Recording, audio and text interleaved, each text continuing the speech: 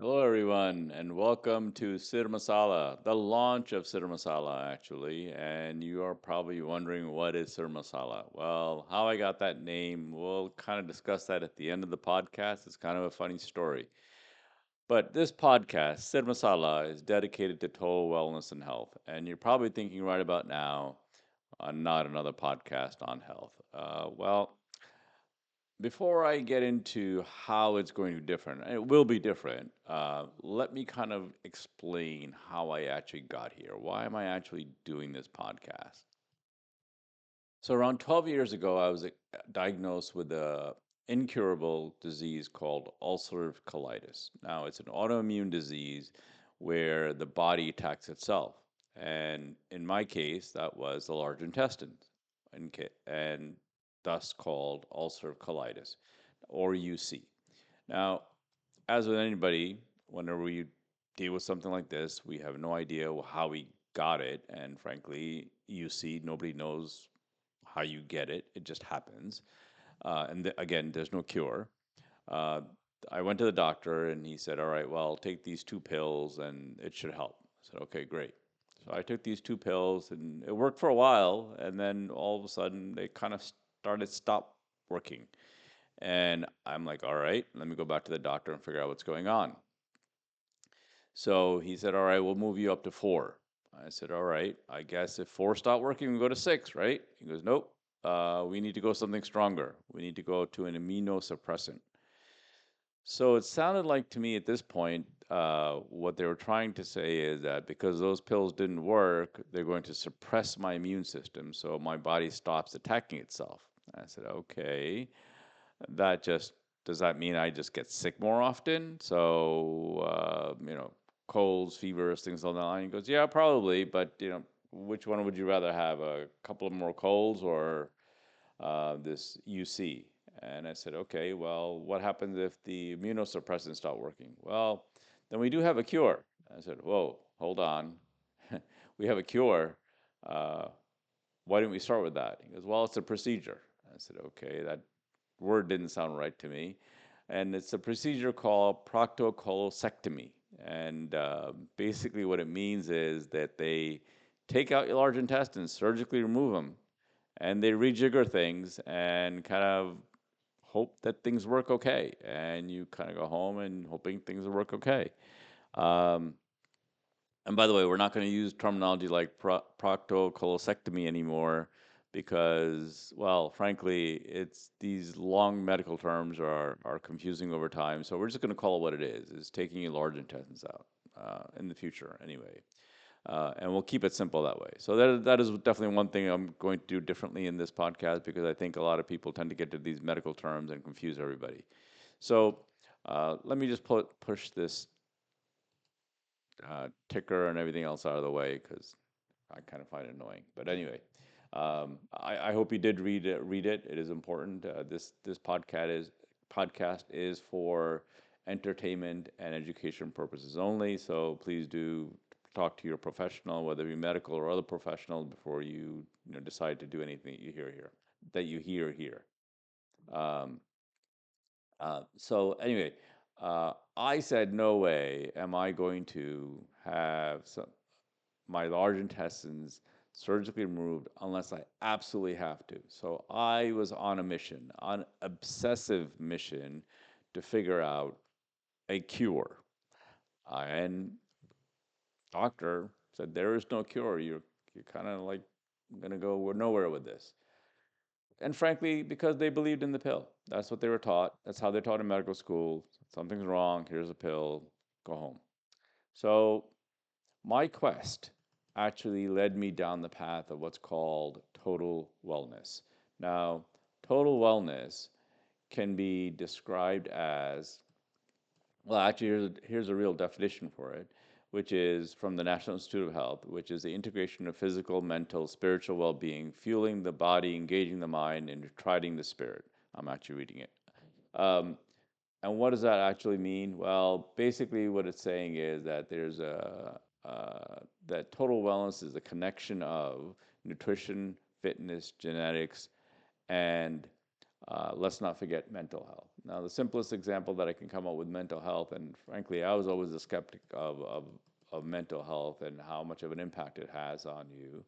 Well, if you just think about the first roller coaster you went on, and the biggest one that you can think of, you got those butterflies in your stomach.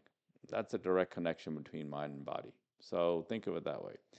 Then there's genetics. Well, every time my kids get a bad grade, they tell me that they got the stupid gene from me. I guess it is what it is. Hi, Priya, Riva, Isha, love you all.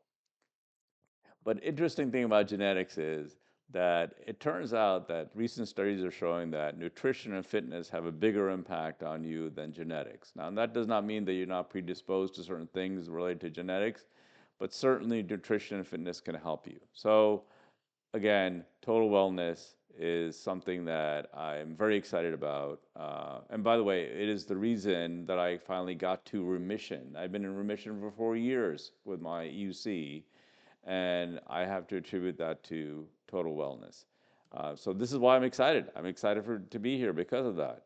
And and now, if you look at total wellness and you say, what does that actually mean? How do I figure this out? Well, there is a branch of medicine called functional medicine that does try to figure out um, uh, your sort of um, solution, if you want to call it that, and it's called functional medicine. Now, what they actually try to do when they're trying to get to a solution is find the root cause, and root cause yields to a solution. Now, that solution is technically called N of 1. It's a statistical term. I always have a hard time saying that word. Statistical term, which means that the number of people or number of samples that you have in whatever you're measuring is one. And in my case, it was certainly one. And my solution was for me only. It is not proven. And I don't know if it's going to work for anybody else. But I'm excited because I got to my N of 1 by using functional medicine, finding the root cause, and kind of getting rid of that root cause and getting to a point of remission for the past 4 years. So this is all great stuff. I know for me personally, of course, and I'm excited to share this with the rest of the world. Now, the thing that you have to understand is that, well, no, you put what you don't. What thing you have to understand is functional medicine does take a lot of time, and things don't happen overnight. And so you're probably thinking, well, why don't I just go to a functional medicine guy and then I'll figure out my N01 and I don't have to listen to this guy with a stupid gene. Well, yeah, but again, it does take a long time. And it's not like the doctor is going to sit there with you and watch you on a daily basis. So you really have to take it upon yourself to not only understand your own body, and really this podcast is dedicated to that, is trying to understand your own body and to understand how you can make changes to yourself to potentially find your N of 1. And that takes years. So I am hoping that through this educational podcast that you are able to kind of, in a very strategic way, figure out your N of 1 should you need to. And honestly, this podcast is ultimately about not finding your N of 1, not taking a pill. And so to the extent that I can help people do that through education and get them motivated to say, "Hey, I need to do these types of things," I'm excited by that. So ultimately, my goal is you never find your N of 1. So, um, and the other thing is that if there is a need to take a pill, and frankly, I still take the pill. The two pills that the original doctor 12 years ago gave me, I'm still taking those till this day, and it is part of my N of 1. And what I find with pills is that the pills are very specific. They're highly targeted in trying to figure out or solve an issue, and they most of the time work. But the issue that I find is after you take the pill, there's other things that come along the way. And so, as much as you may solve this one specific problem with a pill, you haven't really solved the root cause. And that's what I'm trying to get everybody to understand, is that the root cause is very important. And through this educational um, podcast, you may learn a little bit more about the root cause and may try to figure out what is your N of one. Now, again, motivation through education. Um, I will say, going back to why I think I will be different, I'm pretty sure I'm going to be different. Um, I've listened to a lot of podcasts. As I said, I was obsessive about this. I've listened to around 1,500 hours of podcasts with doctors, researchers, university professors, medical conferences. And they're long. They're 2 to 4 hours long. Go deep into the science. As a matter of fact, in some of these conferences, the doctors fall asleep. So they're pretty, boring to say the least. Um, and it usually takes me 2 or 3 times to figure it out because I'm just a simple person. I'm a math guy actually. I don't have any medical background, but I've gotten to learn a lot on my own for myself.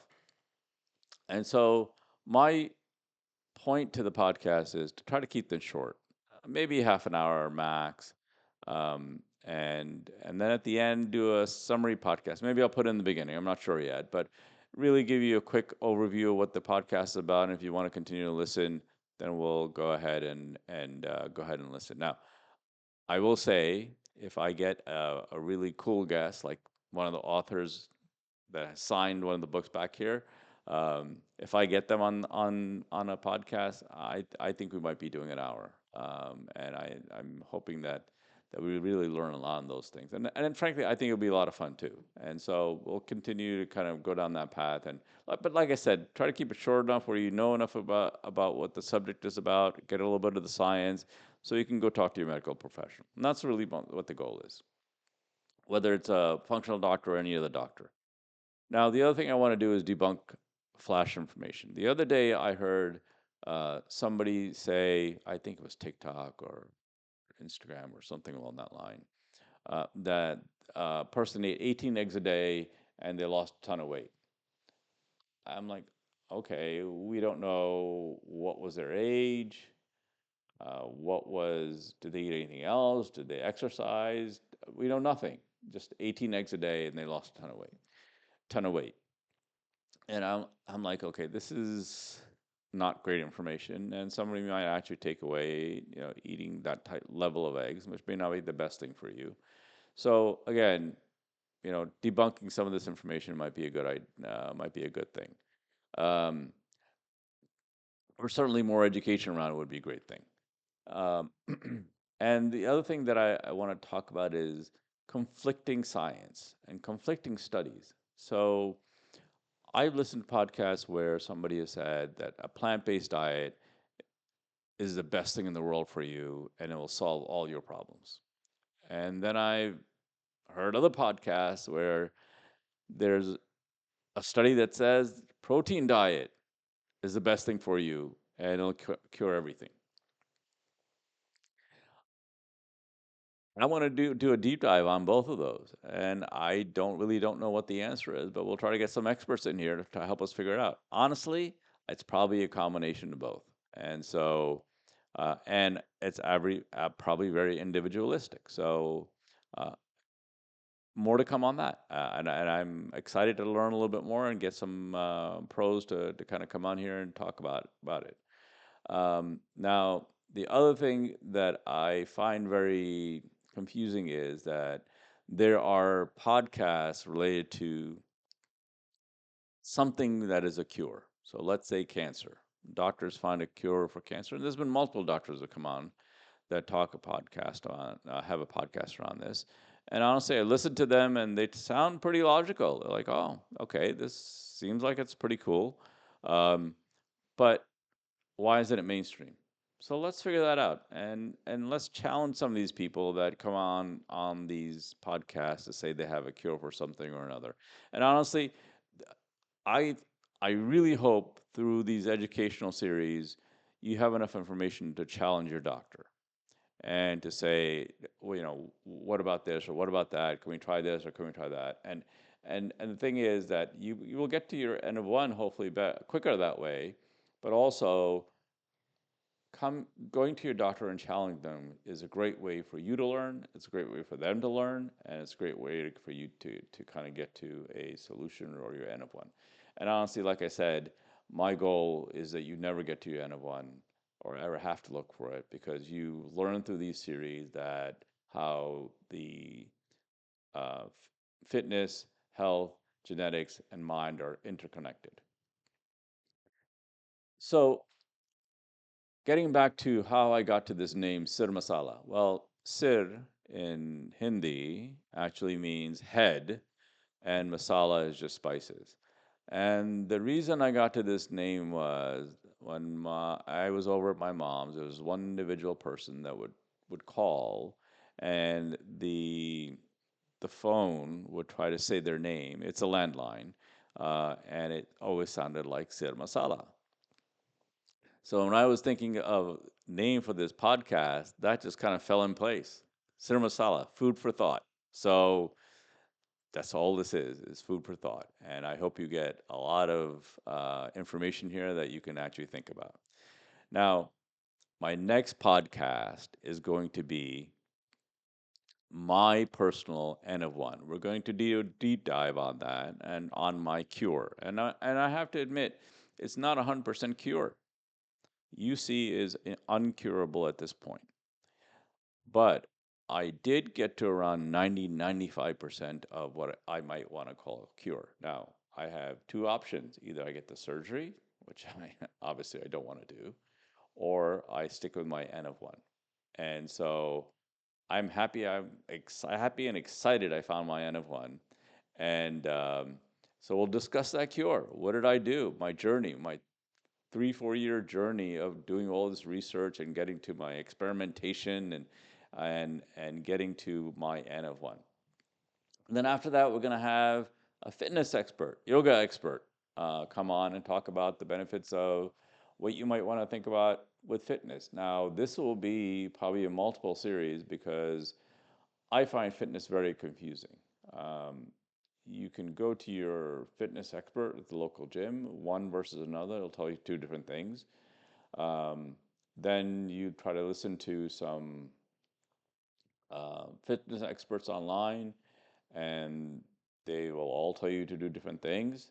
And honestly, I think the way we need to think about this is maybe break it down by age and maybe where you are in your fitness journey and kind of discuss what are the important things to do along the way. So uh, again, I think this will be exciting. So that'll be our first guest after we discuss my N of one. So with that, I'm going to say thank you very much for joining me. It was a pleasure having you here. It was a pleasure uh, doing this podcast, and I hope you learned something today. And until the next time, I thank you very much, and hopefully you will subscribe. So I'm going to put the subscribe button on because I think that's what we're supposed to do on the podcast. So please do subscribe and put the alert button on so you get the alert whenever there's an update. But I will be very excited if this is successful. I try to do things that are successful, but more so, I'm excited that I'm able to share this information with the world, and you guys will get something out of it. Thank you so much for joining, and appreciate your time.